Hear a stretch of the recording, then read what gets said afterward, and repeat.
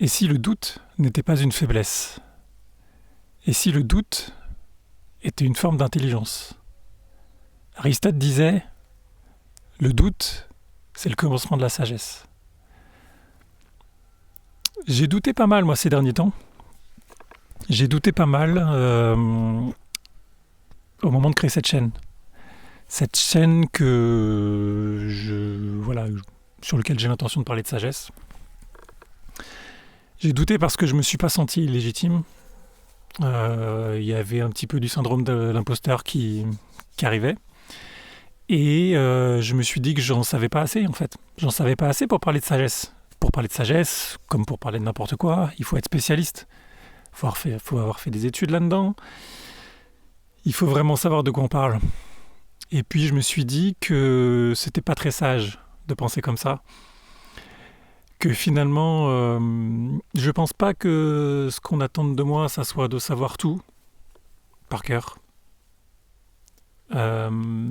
Mais plutôt que je montre de la sincérité, de l'authenticité, de la vulnérabilité, que je me montre moi, quoi, en fait, tout simplement. Je me suis dit que ça, c'était bien plus intéressant. Et c'est ce qui fait que j'ai sauté le pas. Je me suis dit aussi que ça serait intéressant pour vous de voir quelqu'un qui chemine vers la sagesse à cette époque. Et peut-être que ça pourrait vous inspirer de cheminer avec moi. Pourquoi pas? C'est vrai que dans notre société, le doute est vu comme une faiblesse. On voit ça comme une faille, comme un manque de confiance en soi. Chez moi, ça a été un peu ça. Pas tant vu comme un manque de confiance en soi, mais un manque de... Voilà, il fallait se cultiver, il faut savoir des trucs. Parce que plus on sait, plus on est quelqu'un. Et c'est vrai que ça m'a pas mal suivi, ça. Notamment, voilà, le manque de reconnaissance. Je pense que j'ai eu une partie de ce vide que j'ai cherché à combler avec un petit peu de savoir. J'ai jamais vraiment réussi, mais j'ai essayé. Pourtant, c'est dans ce doute que commence la remise en question, la recherche, l'humilité. Et c'est vrai qu'autour de nous, notamment sur les réseaux sociaux, on voit clairement que les gens ont du mal à douter. Les gens ont du mal à ne pas avoir d'avis, en fait. Parce que, en nous, quand on doute, il y a un petit vide, un petit espace qui se crée. Et l'être humain, il aime pas trop avoir ce genre d'espace, ce genre de vide. On a besoin de le combler, en fait. Donc on a besoin d'avoir un avis qui va venir le remplir. Souvent, c'est hasardeux, parce qu'en fait, cet avis, il est basé sur nos connaissances, et très souvent, les gens se font des avis sur des sujets qu'ils maîtrisent pas du tout, voire qu'ils n'ont jamais entendu parler, en fait. Et donc, ça va ressembler à du oui ou non, quoi.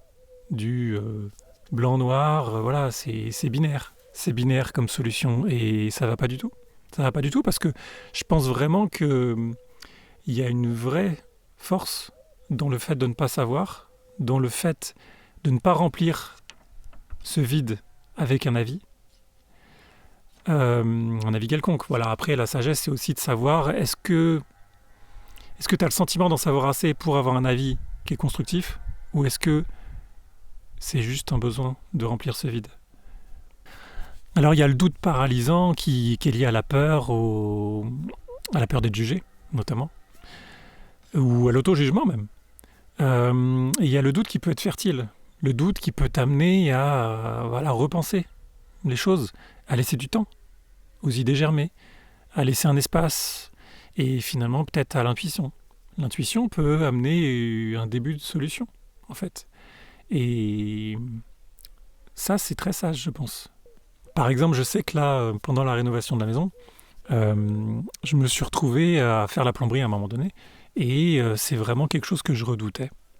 Parce que j'avais vraiment le sentiment de ne pas en savoir du tout assez, quoi. Je venais du niveau zéro.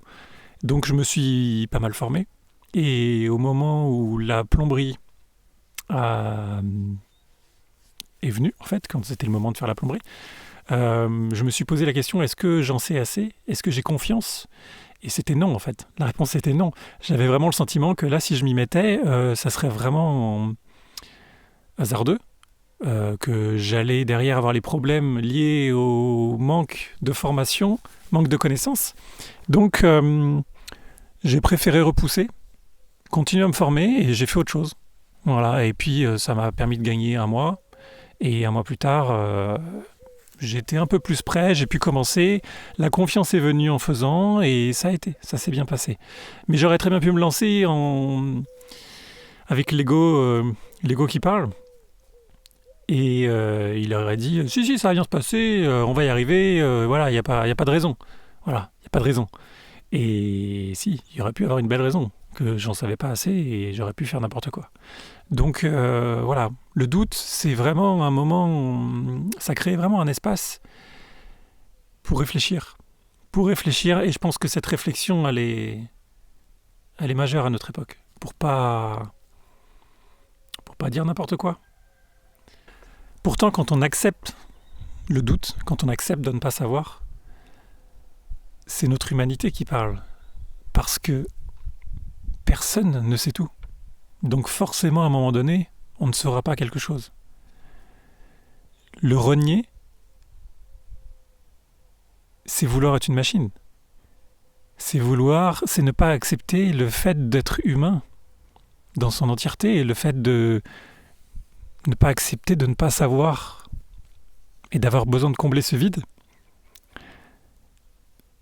Je pense qu'il y a une énorme part de manque de confiance en soi derrière ça. Paradoxalement, c'est souvent ceux qui doutent en conscience qui arrivent mieux, qui s'en sortent mieux, qui arrivent à leur fin. Plutôt que les gens qui ne doutent pas, qui pensent tout savoir, qui foncent tête baissée et qui se retrouvent à avoir des difficultés après. Et toi, quand tu sais pas, qu'est-ce que tu fais? Est-ce que tu combles le vide ou est-ce que tu laisses la place? Et pour finir, je voudrais vous laisser avec une citation de Socrate que j'adore, qui dit « Ce que je sais, c'est que je ne sais rien. L'ignorant croit savoir, alors que le vrai sage connaît l'étendue de son ignorance. » Voilà, j'espère que ça vous aura fait réfléchir un petit peu sur le besoin d'avoir une opinion sur tout.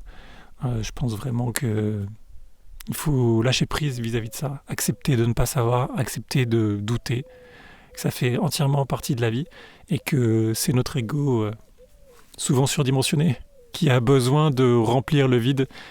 Et ouais, douter, ça lui plaît pas de douter à l'ego, ça lui plaît pas. Allez, à bientôt, dans la prochaine vidéo.